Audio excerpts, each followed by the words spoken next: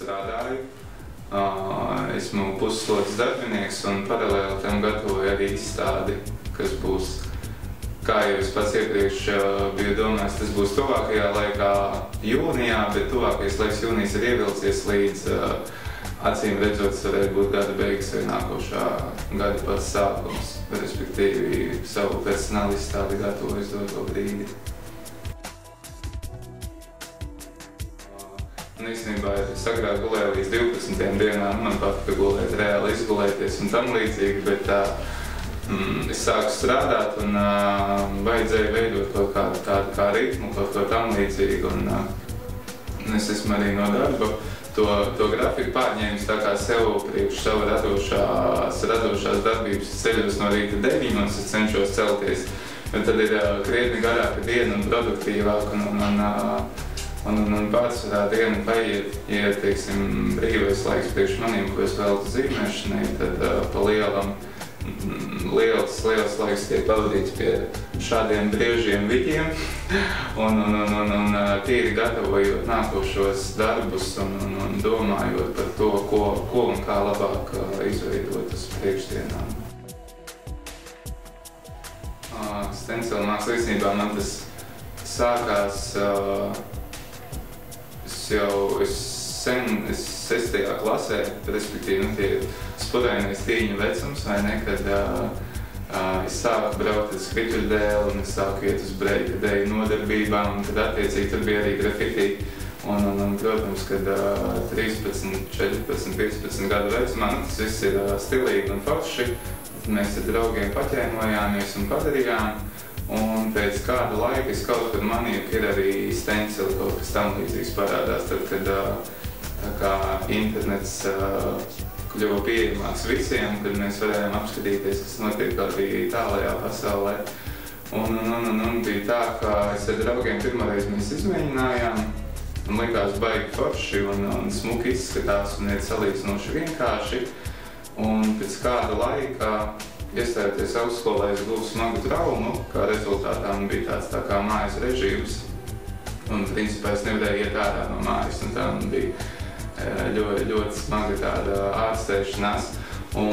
Bet es varēju nodarboties ar kaut ko, un tā rezultātā tad man nāca vēlreiz tas vilnis par tiem trafaretiem, stenciliem, ka tas ir tas, kas man ļoti uzrunā, jo var ļoti labi izteikties ar viņu izmantojot salīdzinoši vienkārši, un tā no gleznošana, un tas ir tā kā vairāk priekš manīm likās, ka tas ir man.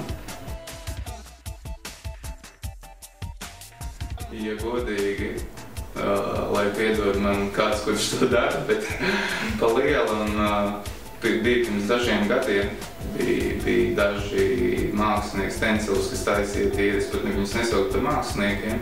Es taisu stencilus vienkārši arī, es arī negribu saukt, es neesmu mākslinieks vai kaut kas tāds, bet es taisu stencilus, respektīvi tā. Un pirms dažiem gadiem bija kāda cilvēku grupiņa, kas to darīja, bet pēdējā laikā man ir viens mans draugs, ar ko principā kurš pirmies sāka taisīt, un es iespaidojos no viņa un sāku taisīt. Bet kaut kā pēdējā laikā, tik cik es zinu, tad es nezinu nevienu citu, kurš arī taisa. Tā pa lielam, teiksim, kas ir kaut kas tādi nevis melnbalti stencili, kas ir salīdzinoši primitīvi, tā kā mazliet sarežģītāks personīgi es neesmu redzējis.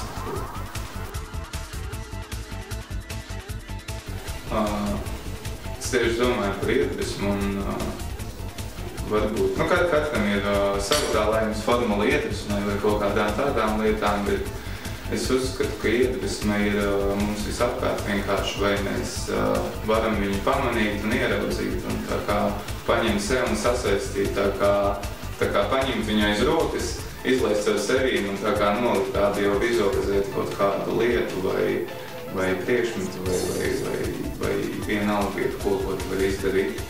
Un, piemēram, lielākā iedvesma ir sarunas ar apkārtējiem vai novērot cilvēkus, viņu rīcību vai viņu viedokļus, kas ļoti bieži liekas šausmīgi īpatnēji un tādi, kad var tikai pasmaidīt un tam līdzīgi. Nu, tā, tas ir pamatā, uz ko es tā balstos, ir, protams, var nodalīt arī divus tādus darbu veidus, ka vieni tādi, kas ir smukie, un otri ir atkal tādi tā kā vairāk ideiski, konceptuāli, un tādas darbas taisa, tad ir tāds sarkasms vairāk un irāni. Nu, tīri par cilvēkiem, kad liekas, ko tu domā vispār, kas ar tevi notiek, tādā ziņā, un tie ir tādi galvenais, kas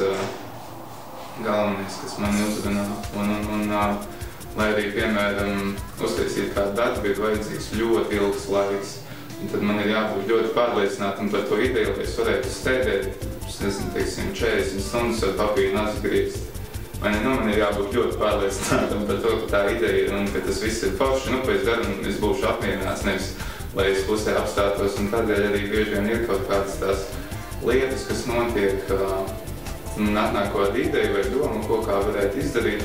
Viņi principā mani uzkurina. Tas ir tā kā, kad uzsit mutē asinis garš un tev ir tāds vod dabūsiet. Tā kā, kad tu kaut kam gribi pierādīt, bet saprot, ka es to pierādīšu tikai pats sev un principā pat pa lielam neinteresē, kā liksies Jurim Zanī vai vēl kādi.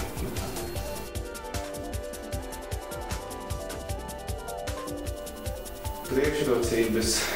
Es pat nezinu, es vispār neko neesmu nojautis vai izjūtis kaut kādas lielas priekšrocības par to, ka es esmu stencilus taisa vai kaut ko tādu. Vienīgi varbūt pašam ir tas, ka veidojot tādus darbus, es esmu audzinājis sev raksturu, jo, ja tu nolemi kaut ko darīt, tad tev tas ir jānoved līdz galam, un lai vai tā, vai tev nesanāk īsti laikā, vai kas, tev ir jāmāk uzņemt tas viss, bet darbs ir jāizdara līdz galam, un tā ir tāda viena ļoti laba īpašība, kas ļoti daudziem pietrūkst, kad iesāk un pamat. Tas ir, varbūt tas ir tīri pašaudzināšanai, tā kā pašaudzināšanas nolūkos, kā es to izjūtu pret sevi. Bet varbūt mīnus ir tādi, kad ja kāds to zina, kas kaut ko tādu taisa, tad visiem liekas, ka es zīmēju grafiti.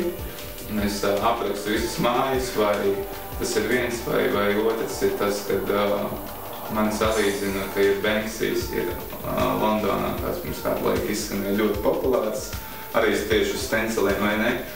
Un tādai mierpilsoņu masai visiem liekas, ka tas ir Banksijs. Viņi ierauga, tas ir Banksijas stils. Tas jau nav slikti, tas jau kā kompliments kaut kādā ziņā. Jā, bet tas man atgādina, kad principā tāds cilvēks viņš tā runā, viņš man sāk stāstīt, tas ir Banksijas stils, un tas ir kā Latvijā Banksijas, un man uzreiz tā kā, es saku, jā, man liekas, tas principā tāds kāpos galvas runā, kad kaut ko viņš ir ieraudzījis vai ne, un viņam, ka vajag obligāti kaut ko salīdzināt un atrast kādu piemēru. Kad es, kaut kā, tas tā kā līdzīgi, ja tu sāc dziedāt popu, tad tas ir Britney Spears Latvijā, kas tas ir tāds? Man tas šķiet tā diezgan smieklīgi un stulbi, Bet tas laikam ir cilvēcīgi.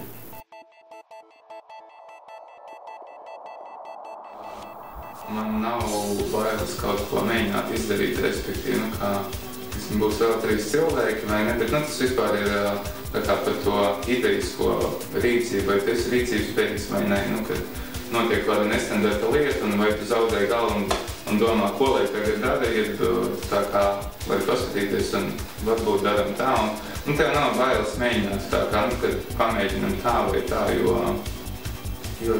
teiksim, stencils arī pašam, kad ir, var bieži nokļūdīties, bet kļūdu nedrīkst atstāt, tas ir jāizlabo, un tev vajag uz beigas tikt ar to galā. Tev nav izvēles, un attiecīgi arī dzīvē, ikdienā gadās dažādas lietas, kas ir, teiksim, neparedzēs, un tā kā tev tajā brīdī vajag vienkārši uzreiz nav klājā kādu risinājumu, tā kā tu darīsi. Tā liekas. Tas tā varbūt pašu pārliecinātību vaigo vai kaut ko tādu.